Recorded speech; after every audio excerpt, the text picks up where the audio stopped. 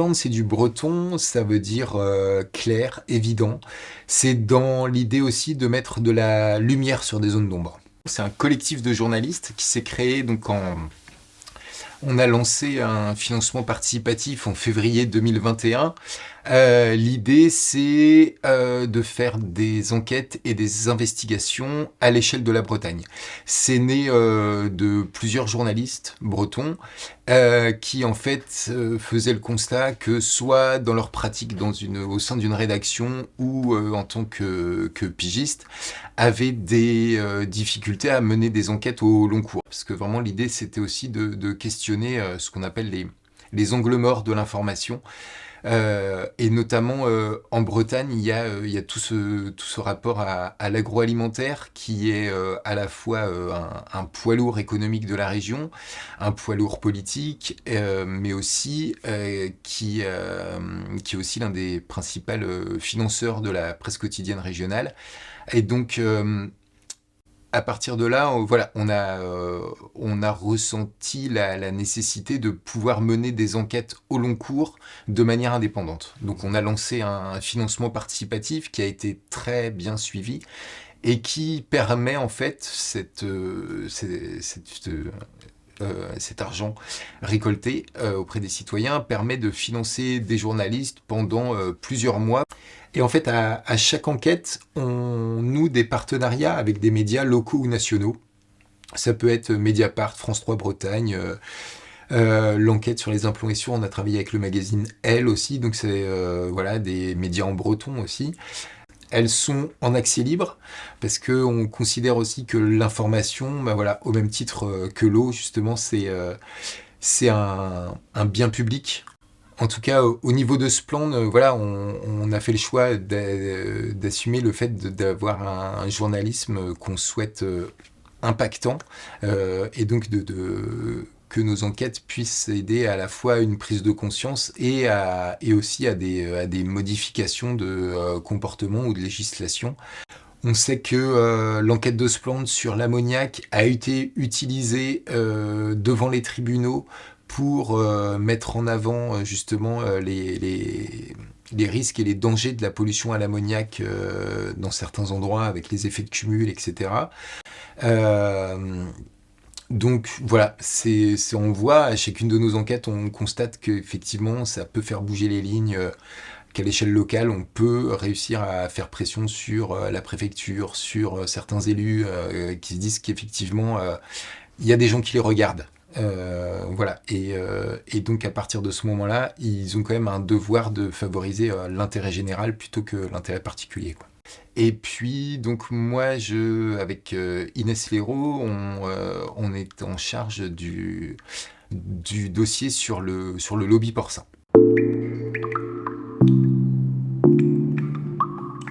Bah, l'enquête, alors elle est toujours en cours, mais elle a débuté il y a plus d'un an. Euh, En fait, moi, le point de départ, c'est aussi que dans mon parcours, moi, je suis fils d'éleveur porcin, un élevage dit conventionnel, assez classique et qui, au cours des années 90, a fait faillite. Comme aussi beaucoup d'élevages porcins à cette époque et encore aujourd'hui. Et moi, ça m'a beaucoup questionné sur cette filière, son fonctionnement, sur les injustices qui pouvaient régner à l'intérieur de ça, à la fois sur effectivement ce sentiment que peuvent avoir les éleveurs de faire beaucoup d'efforts, d'investir de l'argent, et en même temps de voir aussi les résultats. Moi, ça a été tout d'abord une approche humaine, c'est-à-dire de voir que ce système détruisait l'humain par les faillites, et puis ensuite de me rendre compte aussi que ça détruisait pas seulement l'humain, mais aussi la nature, à travers les pollutions de l'eau, la question du nitrate, des algues vertes, etc., quoi.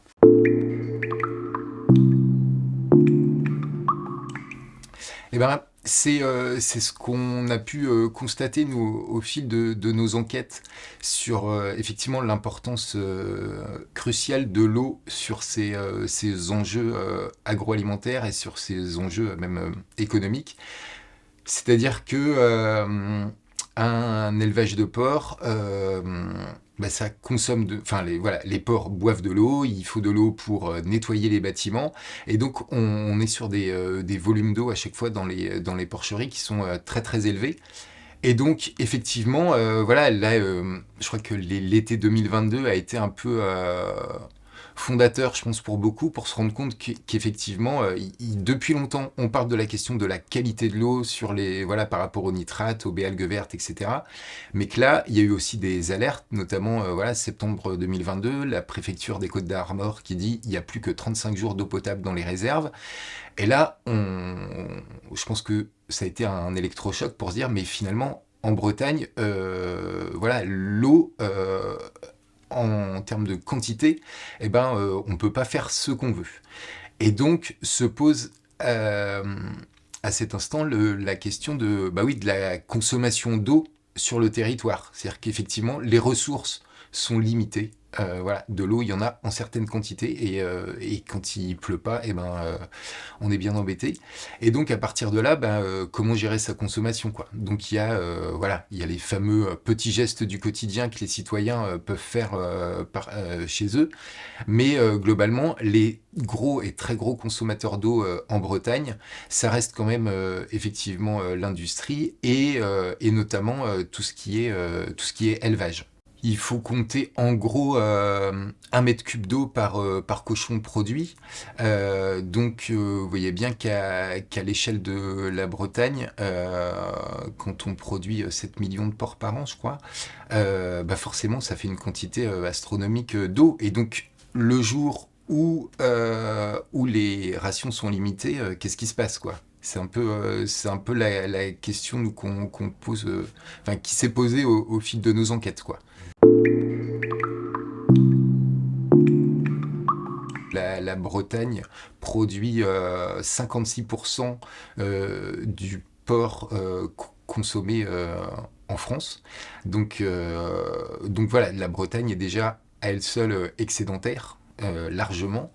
Et ensuite, sur cette question de l'import, oui, ça pose aussi forcément la question de la consommation de viande, voilà, à l'échelle nationale, internationale. Mais en tout cas, toujours est-il que le territoire breton se retrouve lui, à fabriquer, à produire de la viande à très très grande échelle avec les dégâts qu'on connaît. C'est voilà, effectivement la question du nitrate, la question des algues vertes. Et en fait, c'est est-ce que le territoire peut continuer à produire autant tout en usant l'eau, la terre, l'air aussi avec la pollution à l'ammoniac. Voilà, donc c'est peut-être ça qu'il faut questionner. On a vraiment des zones avec des concentrations très très fortes. Là, dans le pays d'Iroise, par exemple, c'est plus de 400 000 cochons.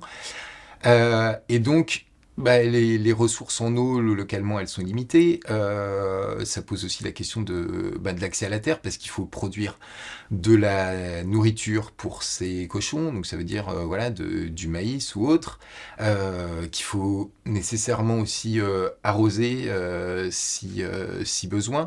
Et donc, toute cette chaîne crée effectivement une consommation d'eau hyper importante, et probablement avec voilà, les chiffres qui nous sont donnés sur ce qui va se passer dans les années à venir en termes d'accessibilité de l'eau, se pose effectivement la question de la soutenabilité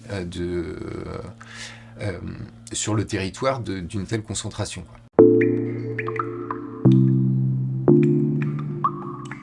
Le monde agricole, il est pas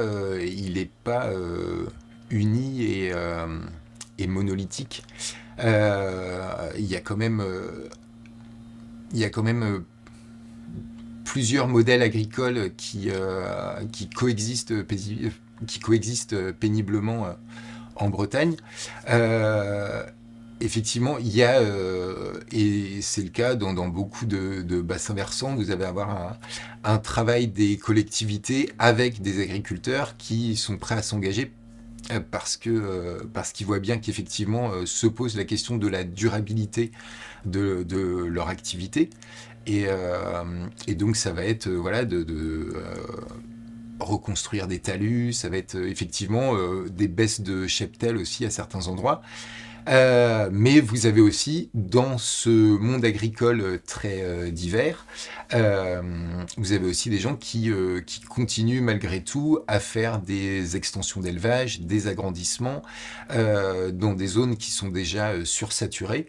Du coup, quand vous avez un élevage de porc qui s'agrandit, qui a besoin du coup de terre à la fois pour l'épandage et pour cultiver les céréales pour les cochons, ça reste de la terre qui n'est pas disponible pour d'autres projets. Et on voit bien que la question de l'accès à la terre en ce moment, elle est extrêmement tendue et compliquée en Bretagne, donc de dire que ces modèles peuvent coexister. Oui, oui, oui, notamment, donc la tendance, elle est clairement à l'agrandissement des exploitations, notamment sur dans la filière porcine, où on a à la fois, c'est lié à une conjoncture d'âge, des conjonctures économiques, mais aussi vraiment clairement des choix aussi politiques qui sont faits, euh, d'aller vers des fermes voilà, plus grandes. euh, et voilà, une plus grande concentration de porcs dans un même endroit, ouais.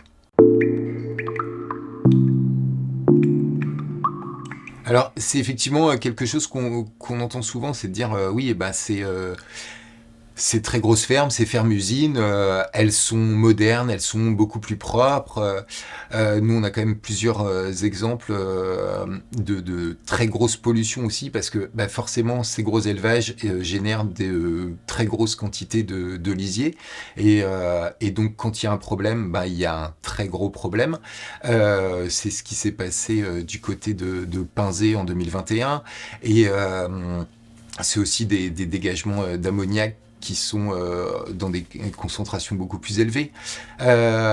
Et d'un point de vue économique de vie sur le territoire, ça pose aussi la question voilà, du nombre d'agriculteurs, justement de cette nécessaire aussi diversité entre du maraîchage, de la polyculture élevage, voilà. Et donc, ces fermes-usines, ça pose aussi voilà, des questions d'ordre à la fois économique et puis aussi social, quoi. C'est-à-dire que quand vous avez plusieurs petites fermes éparpillées dans un même village, ben voilà, c'est aussi de la vie, c'est aussi une autre économie qui peut circuler au quotidien. Voilà, vivre à côté d'une porcherie industrielle, il faut aussi savoir, voilà, il y a l'odeur, il y a aussi un nombre de passages de camions quotidien pour le transport voilà, du lisier, des animaux. Vous avez donc aussi un plus gros dégagement d'ammoniac. Donc voilà, ça pose quand même toutes ces questions-là. Et puis après, il y a les questions de bien-être animal qui se posent aussi. Mais avec effectivement voilà, une robotisation qui est mise en lumière, alors qui est vue par certains comme un progrès, mais cette robotisation nécessite aussi énormément de frais, donc ça veut dire de l'endettement. Aujourd'hui, une porcherie d'une centaine de truies, ça vaut 1 million d'euros. Donc, faut pouvoir les sortir, faut pouvoir ensuite les rembourser. Donc, ça met quand même les éleveurs dans des situations vraiment très compliquées. Clairement, voilà, ils ont le couteau sous la gorge. Et, euh, et donc, je suis pas sûr que ce soit aussi humainement quelque chose de souhaitable d'avoir de telles situations. Depuis 60 ans en Bretagne, on se dit qu'il faut produire plus pour nourrir le monde. Est-ce que la Bretagne a vocation à nourrir le monde ou est-ce qu'on ne peut pas laisser aussi déjà les gens voilà, être autonomes sur leur territoire un maximum. Effectivement, c'est tout l'enjeu parce que c'est sûr que ces flux mondiaux, il faut savoir que voilà, les cochons sont quand même alimentés à hauteur de entre 10 et 20% par du soja qui provient du Brésil. Donc voilà, c'est aussi de la déforestation, c'est toute une économie et des conséquences climatiques très fortes aussi à ce niveau-là. Donc, à plein de niveaux, on voit bien que continuer comme ça, c'est aller dans le mur. Là, il y a clairement deux modèles qui s'affrontent, enfin, qui s'opposent. Euh, Moi, ce qu'effectivement je peux constater dans les rencontres que je peux faire au fil des enquêtes, c'est que effectivement cette robotisation, elle est vue comme un peu la solution miracle. La solution miracle, mais ça veut dire que derrière et aussi la solution miracle à plusieurs niveaux, c'est-à-dire à la fois pour l'éleveur parce que là il y a clairement des problèmes de main d'œuvre aussi dans ce type d'exploitation parce que c'est pas un métier qui fait rêver. Donc la robotisation est vue comme une réponse aussi à ce manque de main-d'œuvre. Mais ça veut dire que c'est des emplois qui sont plutôt de l'ordre de l'ingénierie que du travail à la ferme. Qui mettent l'éleveur dans des situations où effectivement il doit emprunter de très grosses sommes d'argent qui doit ensuite rembourser pour pouvoir fonctionner de cette manière-là. À l'inverse, vous avez un modèle, il y a un livre que je trouve hyper intéressant, c'est Reprendre la terre aux machines, écrit par l'Atelier Paysan, qui met en avant justement la manière dont cette robotisation prend en otage les éleveurs, les oblige justement à avoir des fermes toujours plus grandes, à l'utilisation de pesticides, et que à l'inverse, avec des outils, et c'est pas le retour à la bougie, hein, mais c'est aussi un savoir-faire et un besoin d'autonomie. Se dire que oui, on n'a pas forcément besoin de la banque pour pouvoir avancer, on n'a pas forcément besoin des conseillers agricoles et des représentants en tracteur pour pouvoir mener son projet agricole à bien, quoi. Et donc voilà, c'est aussi, je pense, oui, voilà, un souhait d'autonomie qui demande d'avoir des savoir-faire. Donc voilà, après, voilà, est-ce qu'on apprend ça en école d'agriculture? Est-ce qu'on apprend à fabriquer soi-même certains outils, à les réparer si besoin, ou alors est-ce que voilà, quand c'est bourré d'électronique, et ben du coup ça part au SAV, on paye et puis on voit ce qui se passe, quoi. Enfin, c'est pas uniquement dans le monde agricole, mais c'est clair que là pour certains c'est effectivement vu comme la solution miracle, parce que effectivement historiquement il y a ce passage d'une agriculture très locale, que voilà, les avancées techniques ont permis certains progrès, mais est-ce que ça veut dire qu'il faut continuer cette course en avant? Pas forcément. Moi, j'ai spécifiquement travaillé donc avec Inès Lero sur la question du lobby porcin. Notamment, on a commencé en s'intéressant au dossier d'une exploitation sur la commune de Londunvez dans le Finistère Nord, qui est un dossier assez emblématique sur la question du modèle agricole et aussi sur la question de l'eau. Parce que donc ça c'est une ferme, une porcherie qui s'est agrandie au fil des ans, qui s'est agrandie notamment parce que voilà, c'était une porcherie qui appartenait au maire de la commune, qui l'a transmis à son fils, Philippe Bizien, qui est aujourd'hui multicasquette, président de la coopérative Evelop, ancien président du comité régional porcin, trésorier de l'UGPVB, donc l'union des groupements de producteurs de porc. Donc on a quelqu'un de très influent, et il y a en face, donc quand il demande en 2015 pour une nouvelle extension de sa porcherie pour passer de 8 000 à 12 000 porcs, donc il y a une enquête publique. Là, l'enquête publique, le commissaire enquêteur aura un avis défavorable parce que effectivement se pose la question de la soutenabilité du territoire, c'est-à-dire qu'il n'y a pas que cette porcherie-là, mais il y en a plein autour, et qu'il y a des pollutions de l'eau, pollution de rivières, plages fermées. Et donc, voilà, le commissaire enquêteur rend son avis négatif, mais malgré ça, la préfecture lui donne une autorisation provisoire, donc il en profite pour faire les travaux, pour faire son agrandissement, et arrive ensuite une décision de justice en 2021 qui dit non, la préfecture n'avait pas donné cette autorisation, donc on revient là-dessus. Sauf que l'extension a été faite, donc difficile de faire marche arrière.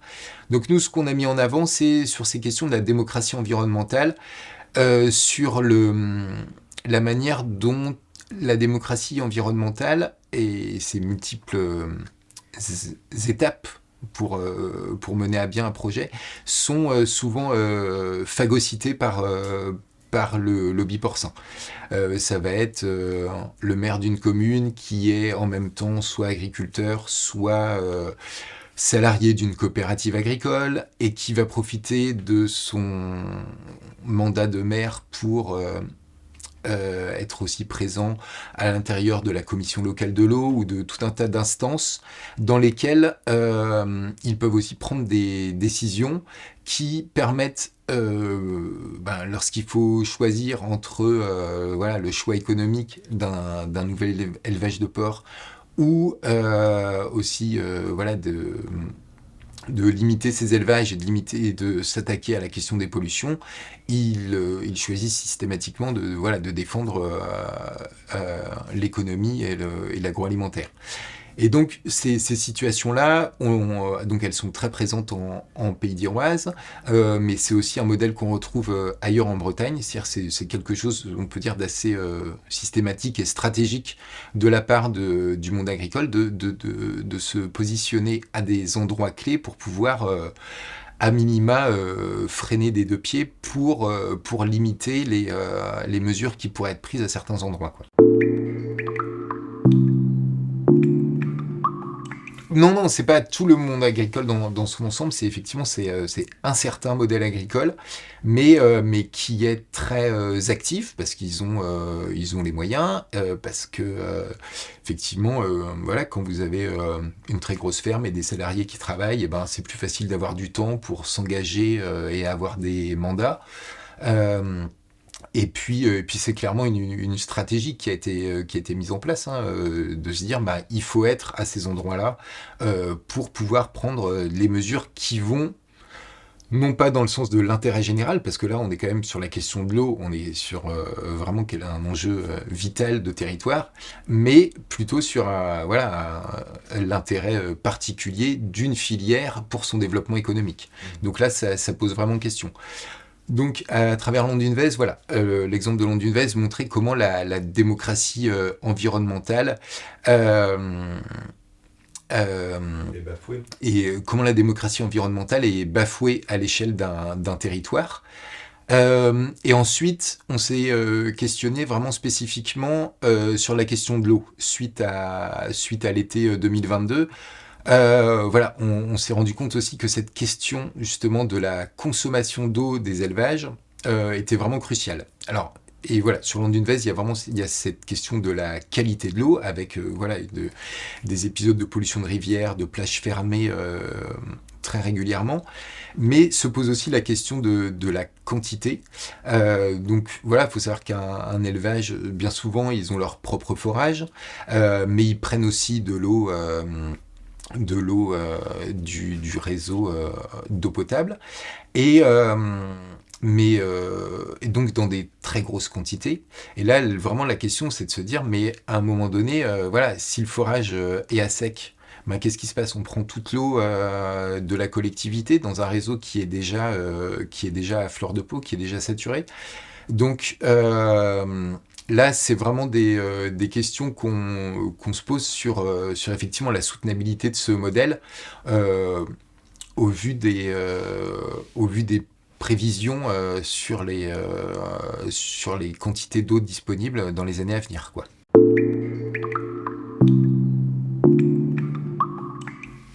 Oui, c'est sûr que l'influence de la FNSEA, on dit souvent qu'elle peut faire et défaire des ministres de l'agriculture. L'influence de la FNSEA et sa responsabilité est très grande. Nous, l'exemple le plus probant qu'on peut avoir, moi, où je me pose vraiment des questions sur la mission que peut porter ce syndicat, c'est que lorsqu'on a édité notre enquête sur la pollution à l'ammoniac, on montre très bien dans l'article que les premières victimes de cette pollution à l'ammoniac, ce sont les agriculteurs eux-mêmes qui respirent au quotidien ces odeurs d'ammoniac. Et la réponse de la FRSEA, donc au niveau régional, ça a été de dire c'est une demi-enquête, on n'apprend rien de nouveau. Point barre. Et là je me dis mais en fait lorsqu'on dit à un syndicat que les gens qu'il est censé représenter sont malades, il y a des maladies professionnelles en raison de l'ammoniac, la première des choses, c'est de se dire mais il faut qu'on prenne des mesures par rapport à ça pour protéger nos adhérents. Et la réponse, c'est pas de protéger les adhérents, c'est de protéger le modèle. Et donc là, oui, se pose vraiment la question de savoir effectivement est-ce que ce syndicat travaille pour les agriculteurs ou est-ce qu'il travaille pour une filière agroalimentaire.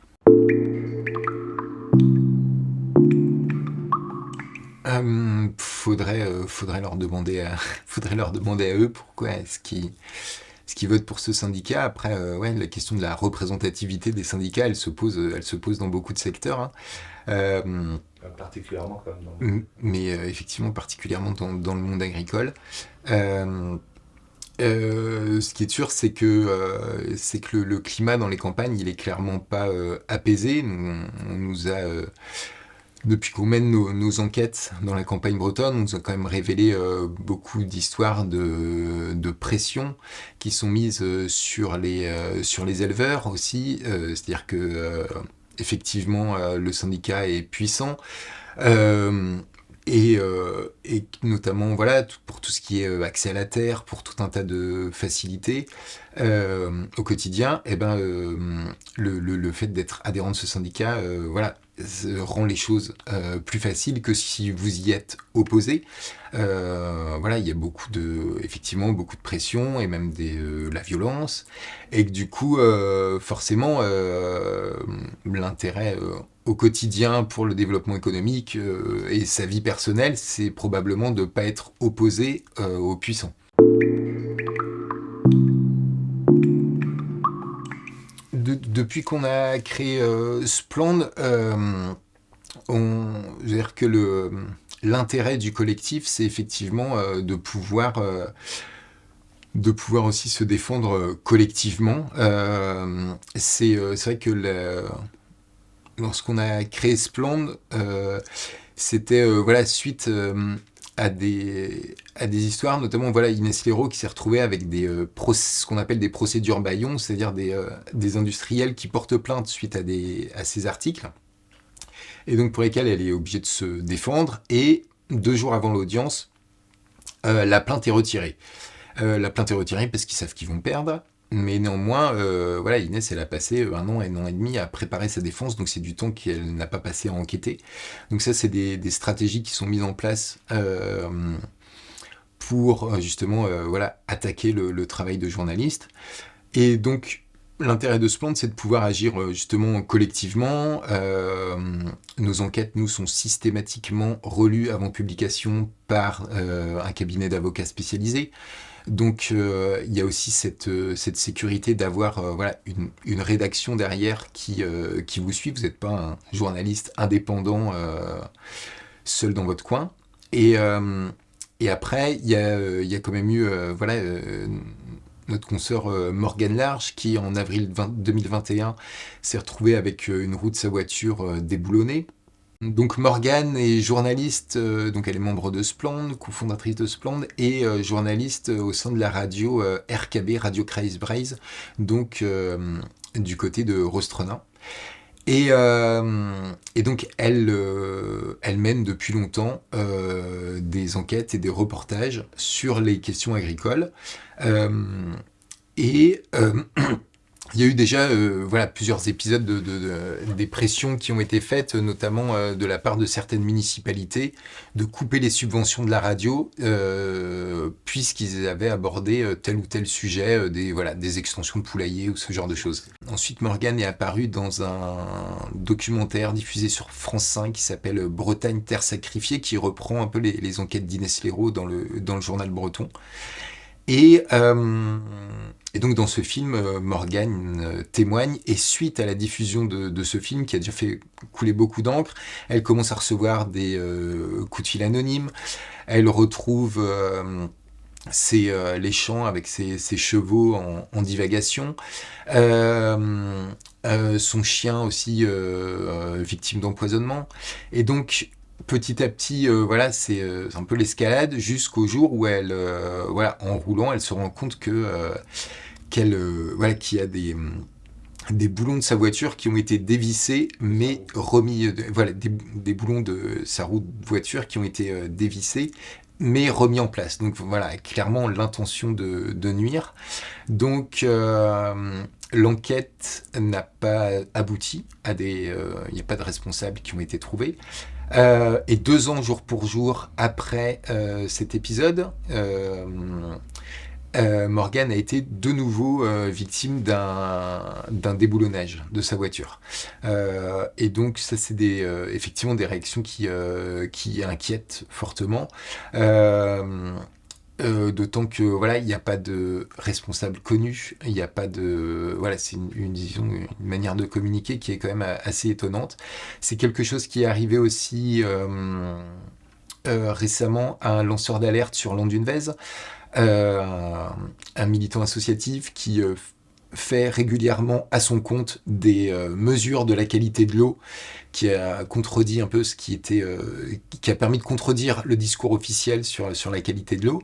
C'est du coup Fabrice Hamon qui a créé une association, parce qu'il y a le Foul, donc la rivière qui traverse Londunvez, passe aussi dans son jardin. Il voyait très bien qu'il y avait des périodes de l'année, au moment des fortes pluies, où l'eau était sale, où ça sentait très fort, et malgré tout, voilà, on continuait de dire que la qualité de l'eau était correcte. Donc il a fait lui-même des analyses régulièrement. Il en arrive à la conclusion que pendant les périodes d'épandage, il y a des gros épisodes de pollution. Et le jour où voilà, suite à ces déclarations, quelques jours plus tard, il a retrouvé lui aussi une roue de sa voiture déboulonnée. Donc, donc on est quand même sur oui, des intimidations. Il y a une pression qui est mise à la fois sur les journalistes et sur les militants associatifs pour essayer de les faire taire.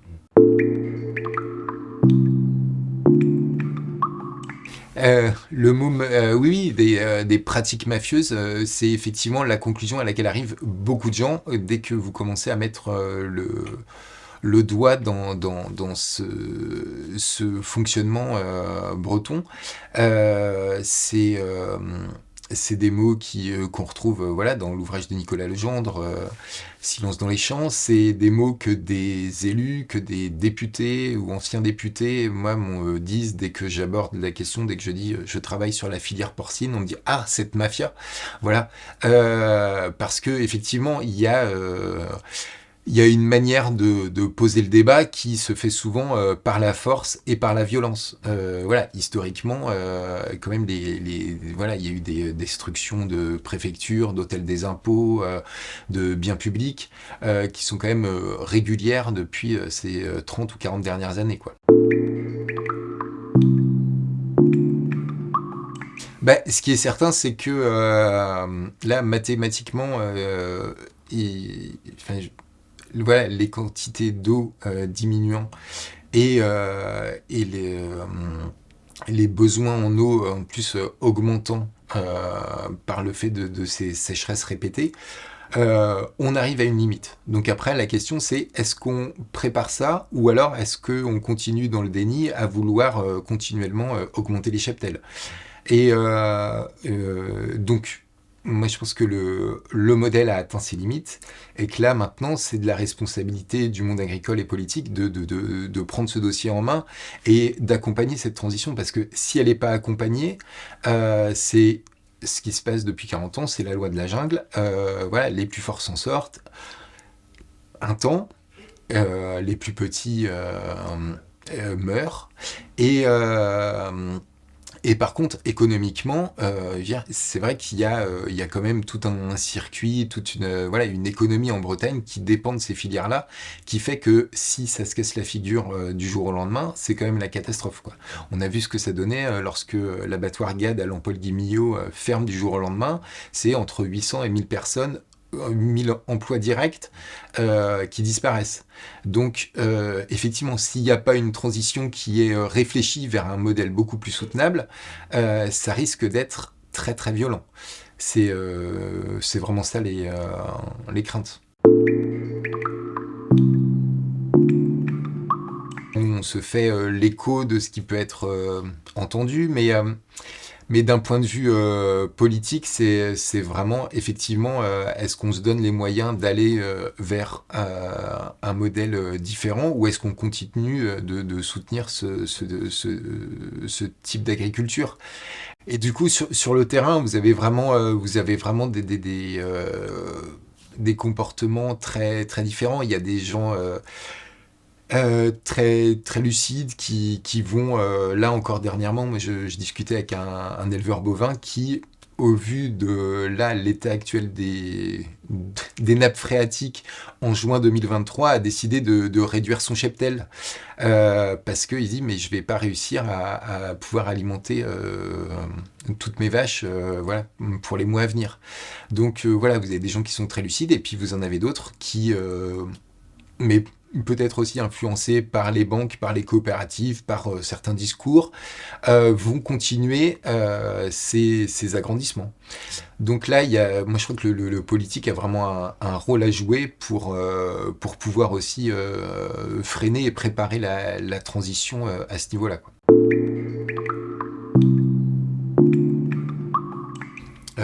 Là, sur le territoire en Bretagne, nous, c'est ce qu'on a pu observer à la fois donc, sur les communes de Londunvez et de Plouvorne sur lesquelles on a travaillé. En fait, c'est des communes où des captages d'eau potable ont été fermés dans les années 90-2000. Ils ont été fermés, pourquoi? Parce qu'il y avait un trop fort taux de nitrate.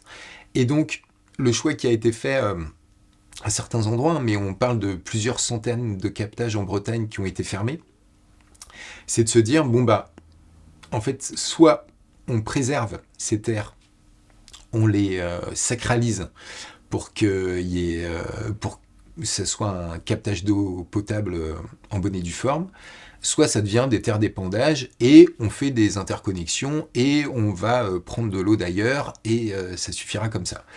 Et donc, voilà, sur Londunvez, il y a un captage d'eau qui a été fermé dans les années 90 pour pouvoir rester terre d'épandage. Du côté de Plouvorne, on a aussi un captage, donc l'Orne, qui a été fermé en 2007, contentieux nitrate. Et donc, il y a effectivement des interconnexions nécessaires pour alimenter la Bretagne, vu le réseau très fragile et à fleur de peau de l'eau potable en Bretagne. Mais beaucoup aussi utilisent ces interconnexions en se disant, bon, bah, de notre côté, c'est terre sacrifiée, c'est-à-dire effectivement ce captage, tant pis, il est fermé, on va prendre de l'eau d'ailleurs et ça suffira comme ça. Sauf qu'aujourd'hui, on voit bien qu'effectivement, les quantités d'eau étant limitées, ces captages et leur réouverture sont un vrai enjeu. Donc sur l'Orne, il y a un travail qui est mis en place par les collectivités et par les agriculteurs pour tenter de baisser ce taux de nitrate. Et effectivement, en 20 ans, on est passé de 100 mg à aujourd'hui 55-56. Donc on se rapproche des normes acceptables de potabilité de l'eau, mais il reste encore du travail. Et d'un côté, vous avez effectivement 70% des agriculteurs qui sont engagés dans une démarche pour rendre cette eau potable et avoir des pratiques les plus responsables possibles. Du côté de Daoulas, il y a une rivière qui s'appelle la Mignonne. Il y a eu 3 épisodes de pollution en 2019. Et voilà, et vous avez tout un tas d'agriculteurs autour qui sont engagés dans des démarches vraiment respectueuses de la rivière. Et il suffit d'un accident un jour pour flinguer des années de travail de la part des sociétés de pêche ou des agriculteurs alentours, quoi. Donc là, il y a vraiment pareil, c'est aussi là qu'il y a un devoir du politique, à la fois pour sanctionner ces mauvais élèves, et pour amener à des pratiques beaucoup plus respectueuses, quoi. Ces méthaniseurs sont apparus dans les campagnes bretonnes sans qu'il y ait vraiment eu de débat et d'information sur le sujet. Donc nous, notre volonté, ça a été d'abord de questionner ces méthaniseurs, à quoi ça sert, et d'aller gratter derrière cette y a une dimension assez vertueuse en fait du méthaniseur au départ, qui est de se dire on va traiter le lisier pour en faire du gaz ou de l'électricité. Et donc, sauf que à travers ça, on se rend compte il y a plusieurs questions qui sont posées dans l'enquête. Il y a effectivement des questions qui sont de l'ordre de la sécurité, c'est-à-dire que là, c'est des élevages avec des agriculteurs qui sont en charge d'unités de méthanisation, et là, on est clairement sur un process qui est vraiment de l'ordre de l'industriel. Donc voilà, quelle est la formation et quels sont les contrôles de ces installations industrielles. Ensuite, il y a des questions sanitaires, c'est-à-dire par rapport au digestat qui ensuite est pendu sur les terres, où là, pour le coup, cette concentration, voilà, il y a des scientifiques qui se posent des questions sur la qualité ou les risques bactériologiques de cette concentration de digestat. Et il y a aussi une dimension économique qui est questionnée, c'est-à-dire que ces méthaniseurs qui sont, pareil, des investissements financiers très lourds et qui sont encore une fois portés par les éleveurs eux-mêmes, comment est-ce qu'est redistribué l'argent, quoi. Et on se rend compte que globalement aussi, il y a une mainmise des entreprises et là, pour le coup, des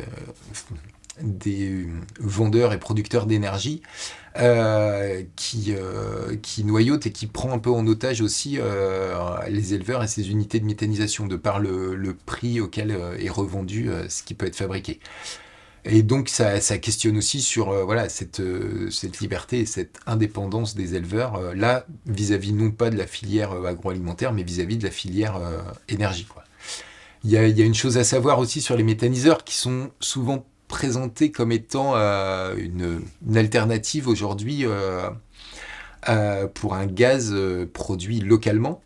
C'est vrai que c'est un gaz produit localement, mais actuellement les méthaniseurs en France, c'est 0,9% de la production de gaz.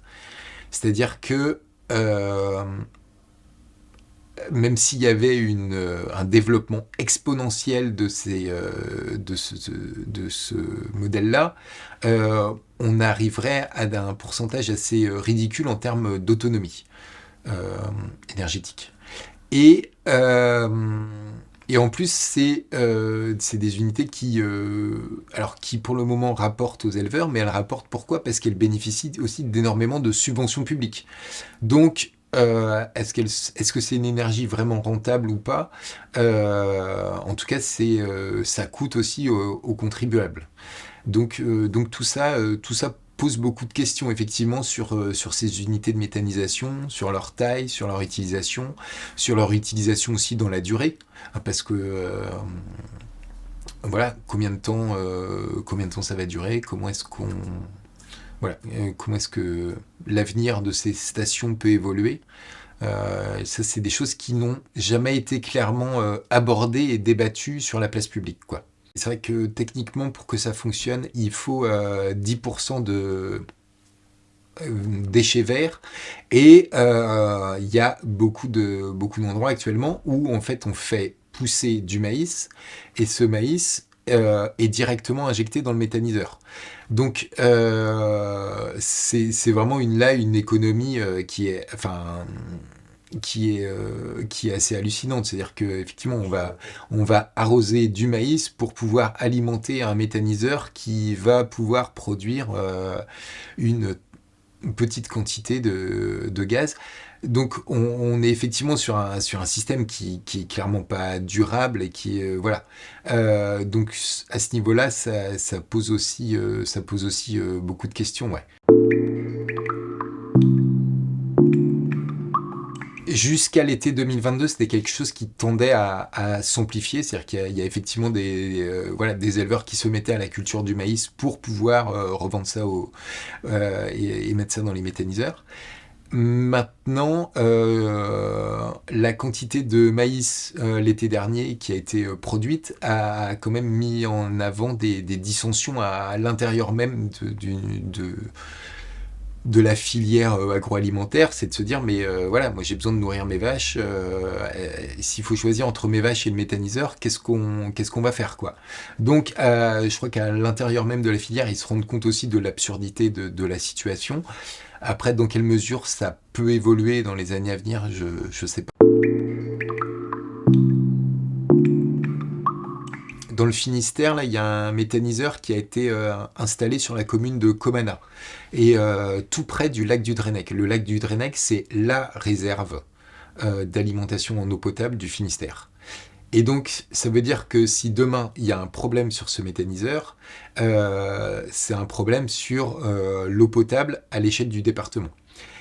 Euh, donc la question, c'est vraiment comment ça se fait, pourquoi cette autorisation a été donnée d'installer un méthaniseur à cet endroit-là. Et donc là, on revient sur les questions de démocratie environnementale et de la manière dont les institutions aussi peuvent être phagocytées par le lobby agroalimentaire, parce qu'il y a toute une chaîne de décisions et d'autorisations qui ont été données, qui vont à l'encontre même de l'intérêt général, quoi.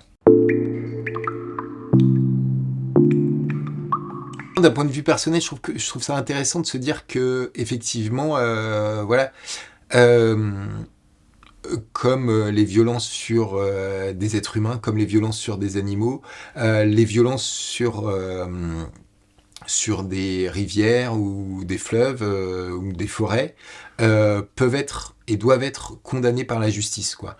Et parce que forcément, ça obligera tous les acteurs à devoir prendre des mesures pour sauvegarder et pour aider à ces personnalités juridiques, au même titre qu'on aide les personnes victimes de violences. Voilà.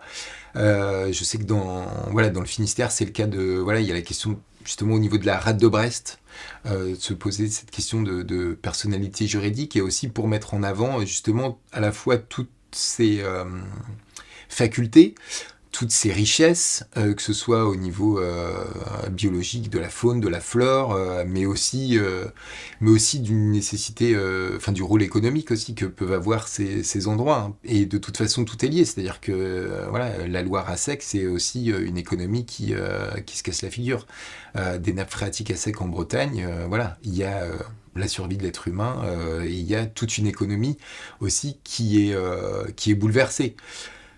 Moi, j'ai en tête là 2 projets en Bretagne qui ont été récemment annulés, mis sous le tapis. C'est le cas de l'usine Bridor à Liffré et de l'usine de saumon de Plouisy. Donc Bridor à Liffré, c'est donc Louis Leduf qui était le meneur du projet qui a décidé d'abandonner, parce qu'il y avait une pression à la fois populaire mais aussi de la part de certains élus, de dire non mais là, sur ce territoire-là, vu la consommation en eau du projet d'usine, ça déconne complètement. Et sur l'usine à saumon de Plouisy, c'est pareil, les élus sont revenus les élus de la communauté de communes de Guingamp sont revenus sur la décision qu'ils avaient prise en disant mais non, on arrête les discussions avec Smart Salmon, l'entreprise qui portait le projet, parce que en fait, on se rend compte que effectivement, c'est pas un modèle économique soutenable. C'est-à-dire que même avec des arguments économiques, on voit bien que ça marche pas. Parce que c'est des très fortes consommations en eau, parce que c'est aussi de l'import-export international. Là, c'était des saumons nourris avec des restes de poissons qui provenaient d'Afrique. Enfin, voilà, on est sur un modèle vraiment mondialisé. Et donc, cette accessibilité de l'eau, elle devient même un frein à des projets économiques. Donc c'est là-dessus aussi que je pense que de manière transpartisane, les élus devraient s'interroger sur la nécessité d'aborder ce problème à bras-le-corps, quoi.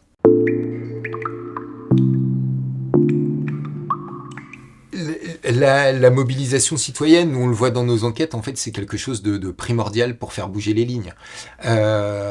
C'est des assos citoyennes qui suivent des dossiers au jour le jour, qui sont au courant des évolutions. C'est aussi des assos citoyennes qui permettent de mettre la lumière et la pression sur des élus pour dire effectivement, il faut pas mettre ce problème sous le tapis. Euh, et donc moi, enfin, nous, c'est ce qu'on a remarqué dans toutes nos enquêtes, c'est que effectivement, dès lors que vous avez une mobilisation citoyenne, il y a une prise en compte du politique qui est complètement autre. Parce que même si, voilà, sur l'exemple de l'Antunvest, ça n'a pas empêché l'extension, ça a néanmoins mis la lumière sur ce dossier.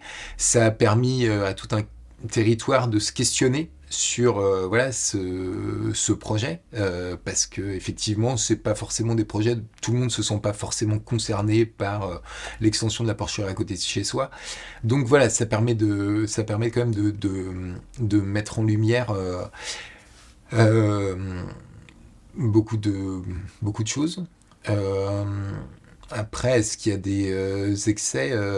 Moi, je pense que non, on est dans une démocratie et que les citoyens doivent avoir toute leur place pour s'exprimer et qu'ensuite, s'il y a des plaintes de déposer, là, c'est à l'État aussi de donner les moyens nécessaires à la justice pour pouvoir mener ses enquêtes. Oui, nous, c'est vraiment la conclusion aussi de l'enquête qu'on a pu mener sur l'Annudes, c'est qu'effectivement, vous avez beau avoir toute une chaîne de la démocratie environnementale où vous avez voilà, un avis de la MRAE défavorable, une enquête publique défavorable et des citoyens mobilisés, et malgré tout, le préfet arrive derrière et met son tampon.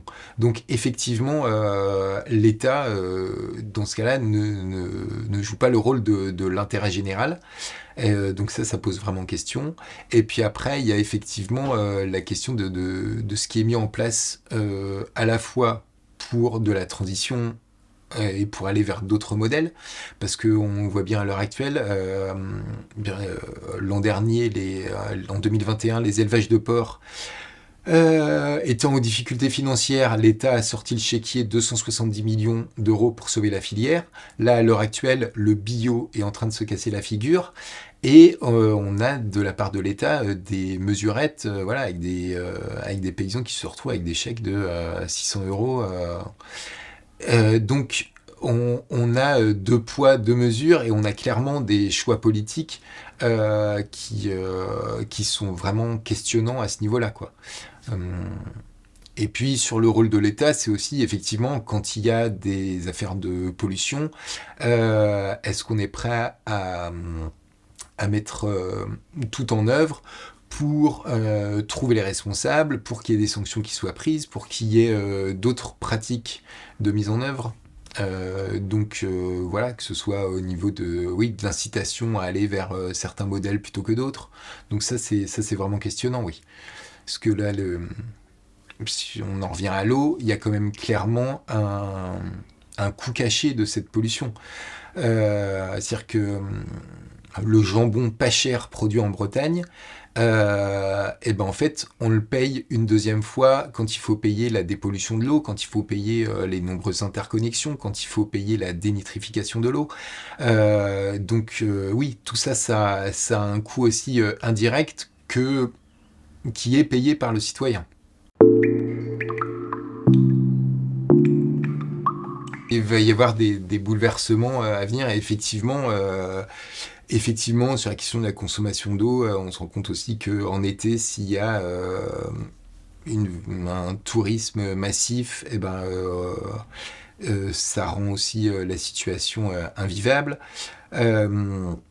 Et donc après, oui, est-ce qu'il faudra faire un choix entre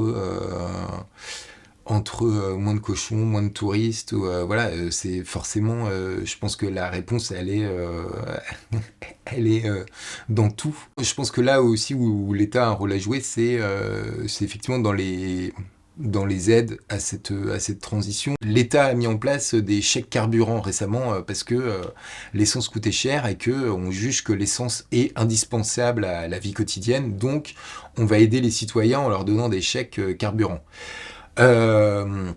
Est-ce qu'on ne pourrait pas aussi, sur le même modèle, imaginer des chèques qui permettent de favoriser une économie vertueuse. Justement, si vous installez des toilettes sèches, si vous consommez local et voilà. Enfin, tout ça, c'est quand même des choses imaginables qui montreraient une vraie volonté publique de prendre ce dossier en charge et pas de se voiler la face. Parce que c'est vraiment le truc là. C'est effectivement, il y a des décisions à prendre aujourd'hui qui font peut-être pas plaisir à tout le monde, mais effectivement, là, dans les années à venir, c'est voilà, le rapport du GIEC, c'est pas n'importe quoi, et toutes les études scientifiques vont quand même dans ce sens de nous dire que la situation, que le réchauffement climatique euh, ben voilà, ça va aller en s'empirant. Et donc, à un moment donné, c'est aujourd'hui qu'il faut planter les arbres qui vont nous donner de l'ombre dans 20 ans, quoi.